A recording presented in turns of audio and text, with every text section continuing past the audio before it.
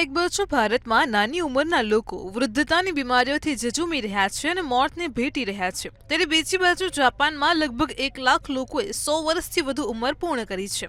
જી હા, જાપાન સરકારે ઘોષણા કરી છે કે જાપાનમાં 100 વર્ષ કે તેથી વધુ ઉંમરના લોકોની સંખ્યા લગભગ 1 લાખના રેકોર્ડ સ્તરે પહોંચી ગઈ છે।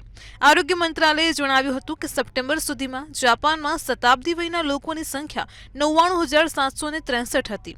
સતત 55મા વર્ષે એક નવો રેકોર્ડ સ્થાપિત થયો છે, એટલે કે દર વર્ષે શતાબ્દી વયના લોકોની સંખ્યા વધી રહી છે। જાપાનમાં મહિલાઓ પુરુષો કરતાં વધુ આયુષ્ય ધરાવે છે। તાજેતરમાં આરોગ્ય પ્રધાન તાકામારુ ફુફુઓકાએ 100 વર્ષ પૂર્ણ કરનાર 87,784 મહિલાઓ અને 11,979 પુરુષોને અભિનંદન પાઠવ્યા હતા અને 100 વર્ષ પૂર્ણ કરનારાઓને અભિનંદન પત્ર અને ચાંદીનો કપ પણ આપવામાં આવ્યો છે।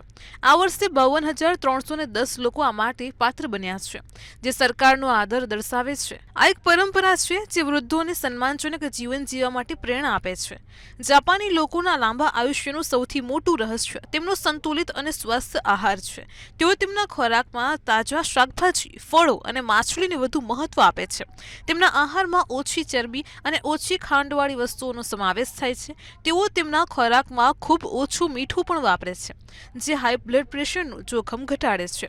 તેઓ ધીમે ધીમે અને ઓછી માત્રામાં ખોરાક ખાય છે, જે પાચન તંત્રને સ્વસ્થ રાખે છે અને સ્થૂળતામાં વધારો થતો નથી। આવી જ માહિતી માટે જોતા રહો મંતવ્ય ન્યૂઝ।